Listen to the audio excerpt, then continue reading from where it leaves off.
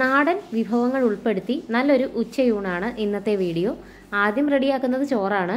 ചോറ് ഞാൻ എപ്പോഴും തവിട് മാറ്റാത്ത പുഴുക്കലരിയാണ്, മട്ടയരിയാണ് യൂസ് ചെയ്യുന്നത്. അരി കഴുകി വൃത്തിയാക്കി ഏറെ വെള്ളം ഒഴിച്ചിട്ട് കുക്കറിൽ ഒരു 4-5 വിസിലിൽ വേവിക്കാം. അരിയുടെ വേവനുസരിച്ച് വിസിലിന്റെ എണ്ണം കൂട്ടാം. അരമണിക്കൂറിന് ശേഷം കുക്കർ തുറന്നിട്ട് ആദ്യത്തെ വെള്ളം അങ്ങ് ഊറ്റിക്കളയാം. അതിനുശേഷം ആവശ്യത്തിന് വെള്ളം ഒഴിച്ചിട്ട് ഇതിനെ തിളപ്പിച്ചെടുക്കാം. ഇത് ചോറ് വെക്കാൻ കൂടി വേണ്ടിയുള്ള ഒരു കുക്കറാണ്. ഇത് 3 തരത്തിലുള്ള അടപ്പുകളുണ്ട് ഇതിന്. ഒന്ന് പ്രഷർ കുക്ക് ചെയ്യാനും അതുപോലെ ഇത് അരി വാർക്കാനുമുള്ള അടപ്പാണ്. അല്ലാതെ അടച്ചു വെക്കാൻ ഒരു ഗ്ലാസിന്റെ അടപ്പും ഉണ്ട്. ഈ കുക്കറിന്റെ ലിങ്ക് വേണ്ടവരൊന്ന് കമന്റ് ചെയ്താൽ മതി, ഞാൻ അയച്ചു തരാം. അങ്ങനെ ചോറ് റെഡിയായി. ഇനി അടുത്തായിട്ട് ഞാൻ വെച്ചത് ശീമച്ചക്ക വെച്ചിട്ട് ഒരു റോസ്റ്റ് ആണ്. ശീമച്ചക്ക, കടച്ചക്ക, ഇങ്ങനെ പല പേരുകളിൽ അറിയപ്പെടുന്ന ഒരു വെജിറ്റബിൾ ആണ്. നല്ല രുചിയാണ് ഇത് കഴിക്കാൻ. ഇതിലേക്ക് 1/2 ടീസ്പൂൺ മഞ്ഞൾപ്പൊടിയും ആവശ്യത്തിന് ഉപ്പും 1/2 കപ്പ് വെള്ളവും ഒഴിച്ചിട്ട് കുക്കറിൽ ഒരു വിസിൽ വരുന്നത് വരെ മാത്രം വേവിച്ചെടുക്കാം. ഒരുപാട് വിസിൽ അടിക്കരുത്, വെന്തങ്ങ് കുഴഞ്ഞു പോകും. ഇനി അത് വേവുന്ന സമയം കൊണ്ട് ഇതിലേക്കുള്ള മസാല റെഡിയാക്കാം. 1 കപ്പ് തേങ്ങ ചിരകി ഇതിലേക്ക് 6 അല്ലി വെളുത്തുള്ളി, 1 കഷ്ണം ഇഞ്ചി, 1 ടീസ്പൂൺ പെരിഞ്ജീരകവും ചേർത്തിട്ട് നല്ല ബ്രൗൺ നിറത്തിൽ വറുത്തെടുക്കാം. ഈ ജോലികളെല്ലാം 3 അടുപ്പിലായിട്ട് ഞാൻ ഒരു സമയത്താണ് ചെയ്തത്. അപ്പോൾ ഈ നിറത്തിലെത്തുമ്പോൾ നമുക്ക് തീ അങ്ങ് ഓഫ് ചെയ്യാം. ഇനി വേണം മസാലപ്പൊടികൾ ചേർത്ത് കൊടുക്കാൻ. 1 ടേബിൾ സ്പൂൺ മല്ലിപ്പൊടിയും 1 ടേബിൾ സ്പൂൺ കാശ്മീരി മുളക് പൊടിയും ചേർത്ത് കൊടുക്കാം. എരിവ് വേണമെന്നുണ്ടെങ്കിൽ സാധാരണ മുളക് പൊടി ചേർത്താൽ മതി. തേങ്ങയുടെ ചൂടിൽ മസാലകൾ മൂത്ത് കിട്ടും. ഇപ്പോൾ ദേ നമ്മുടെ ചീമച്ചക്കയൊക്കെ നന്നായിട്ട് വെന്തിട്ടുണ്ട്. ഇനി 2 ടേബിൾ സ്പൂൺ വെളിച്ചെണ്ണ ചൂടാക്കി അതിലേക്ക് 3 സവാള ചേർത്ത് നന്നായിട്ടൊന്ന് വഴറ്റിയെടുക്കാം. ഇനി ഇതിലേക്ക് കറിവേപ്പിലയും പച്ചമുളകും ചേർത്ത് കൊടുക്കാം. പച്ചമുളക് ഞാനൊരു 2 എണ്ണമാണ് ചേർത്തിരിക്കുന്നത്. എരിവ് കൂടുതൽ വേണമെങ്കിൽ പച്ചമുളകിന്റെ അളവ് കൂട്ടാം. ഇനി ഉള്ളി നന്നായിട്ടൊന്ന് വാടി വരണം. ഈ ഒരു പരുവത്തിലെത്തിയാൽ മതി. ഇനി ഇതിലേക്ക് ഒരു തക്കാളി നീളത്തിൽ അരിഞ്ഞത് ചേർത്ത് കൊടുക്കാം. തക്കാളി വെന്ത് വരുന്ന സമയം കൊണ്ട് നമ്മൾ നേരത്തെ വറുത്ത് വെച്ച തേങ്ങ നന്നായിട്ടൊന്ന് പൊടിച്ചെടുക്കണം. വെള്ളം ചേർക്കാതെ തന്നെ നന്നായിട്ട് പൊടിച്ചെടുക്കാം. തീയലിനൊക്കെ അരച്ചെടുക്കുന്നത് പോലെ ഈ ഒരു പരുവത്തിലാണ് ഞാൻ അരച്ചെടുത്തത്. ആ മസാലയും ഇതിലേക്ക് ചേർക്കാം.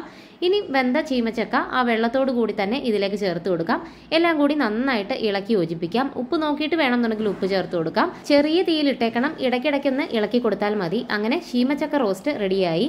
നേരത്തെ ഞാൻ പഴുത്ത മാങ്ങയുടെ സമയത്ത് മാങ്ങ ഇങ്ങനെ തയ്യാറാക്കി ഫ്രിഡ്ജിൽ വെച്ചിരുന്നു. അന്ന് അതിന്റെ വീഡിയോ ചെയ്തിരുന്നു. അതിൽ നിന്ന് ഞാനൊരു 3 മാങ്ങ എടുത്തു. മാമ്പഴ പുളിശ്ശേരി ഉണ്ടാക്കാൻ വേണ്ടിയിട്ടാണ്. അതിലേക്ക് 3 പച്ചമുളകും ആവശ്യത്തിന് വെള്ളവും ഒഴിച്ചിട്ട് നന്നായിട്ട് യോജിപ്പിച്ചു. നേരത്തെ ഇതിലേക്ക് ഉപ്പും മഞ്ഞൾപ്പൊടിയും ഒക്കെ ചേർത്തതാണ്, അതുകൊണ്ട് പൊടികളൊന്നും ചേർത്തില്ല. തേങ്ങയിൽ ജീരകം മാത്രം അരച്ചിട്ട് ഇതിലേക്ക് ചേർത്തു. പുളിശ്ശേരിയായിട്ടല്ല, പഴുത്ത മാങ്ങ കറിയായിട്ടാണ് ഞാൻ ഉണ്ടാക്കിയത്. അതുകൊണ്ട് തന്നെ മോരൊന്നും ചേർത്തില്ല, കാരണം മാങ്ങ നല്ല പുളിയുള്ള മാങ്ങയായിരുന്നു.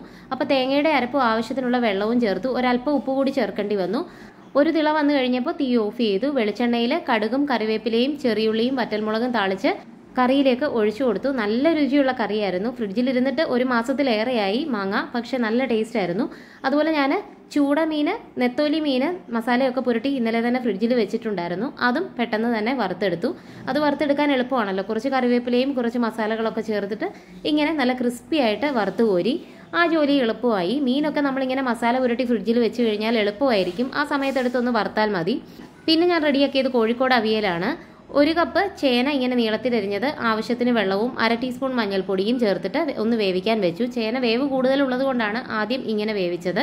ചേന ഒരു പാതി വേവിലെത്തിയപ്പം ബാക്കി വെജിറ്റബിൾസ് ഇതിലേക്ക് ചേർത്തു.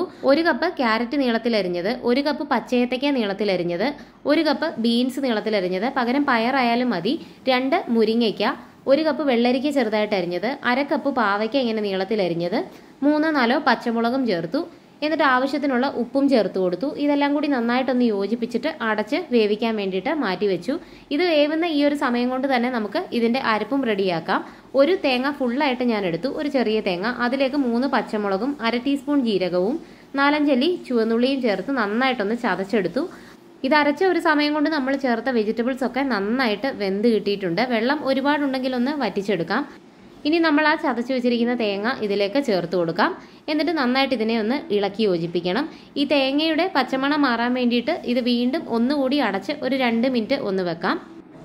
ഇപ്പോൾ ആ അരപ്പിന്റെ പച്ചമണമൊക്കെ നന്നായിട്ട് മാറി. ഇനി ഇതിലേക്ക് ധാരാളം കറിവേപ്പില ചേർത്ത് കൊടുക്കാം. കോഴിക്കോടൻ അവിയലായതുകൊണ്ട് ഇതിലേക്ക് ഏറ്റവും അവസാനം കുറച്ച് തൈര് ചേർത്ത് കൊടുക്കണം.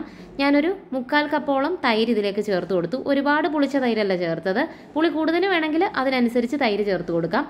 തൈരും ചേർത്ത് നന്നായിട്ടൊന്ന് യോജിപ്പിച്ച ശേഷം തീ ഓഫ് ചെയ്യാം. ഏറ്റവും ഒടുവിൽ ഇതിലേക്ക് 1 ടേബിൾ സ്പൂൺ പച്ചവെളിച്ചെണ്ണ കൂടി ഒഴിച്ചു കൊടുക്കണം. അങ്ങനെ എളുപ്പത്തിൽ കോഴിക്കോടൻ അവിയലും റെഡിയായി. അങ്ങനെ നമ്മൾ നേരത്തെ ആ വാർക്കാൻ വെച്ചിരുന്ന ചോറ് കണ്ടില്ലേ, നല്ല പെർഫെക്റ്റ് ആയിട്ട് വെന്ത് കിട്ടിയിട്ടുണ്ട്. ഈ കുക്കർ ഒരുപാട് ഹെൽപ്ഫുൾ ആയിട്ടുള്ള ഒരു കുക്കറാണ്. ഇത് വേണ്ടവർ ലിങ്ക് താഴെ ഒന്ന് കമൻറ്റ് ചെയ്താൽ മതി. അങ്ങനെ ചോറും വിളമ്പി മാമ്പഴ പുളിശ്ശേരി. ഈ മാമ്പഴം ഇങ്ങനെ ഫ്രിഡ്ജിൽ വെച്ചിരുന്നത് കൊണ്ട് നമുക്ക് ഇഷ്ടമുള്ളപ്പോഴൊക്കെ മാമ്പഴ പുളിശ്ശേരി കഴിക്കാം, എളുപ്പത്തിൽ തയ്യാറാക്കി എടുക്കുകയും ചെയ്യാം. പിന്നെ ആ ശീമച്ചക്ക റോസ്റ്റും നല്ല ടേസ്റ്റ് ആയിരുന്നു, ശരിക്കും നമ്മളൊരു നോൺ വെജ് കൂട്ടാനൊക്കെ കഴിക്കുന്ന അതേ രുചിയായിരുന്നു. പിന്നെ എടുത്തത് നമ്മുടെ നെത്തോലി വറുത്തതാണ്. തൈര് ചേർക്കുന്ന അവിയൽ എപ്പോഴും തയ്യാറാക്കി വെച്ചിട്ട് ഒരു 2 മണിക്കൂറെങ്കിലും കഴിഞ്ഞ് ഉപയോഗിക്കുമ്പോഴാണ് രുചി കൂടുതൽ. അങ്ങനെ അവിയലും വിളമ്പി, കടുമാങ്ങ ഇരിപ്പുണ്ടായിരുന്നു, കടുമാങ്ങയും എടുത്തു. ചിക്കൻ നേരത്തെ വറുത്ത് വെച്ചിട്ടുണ്ടായിരുന്നു, ചിക്കൻ ഫ്രൈയും ഉണ്ടായിരുന്നു. അങ്ങനെ നല്ലൊരു ഊണ് റെഡിയായി.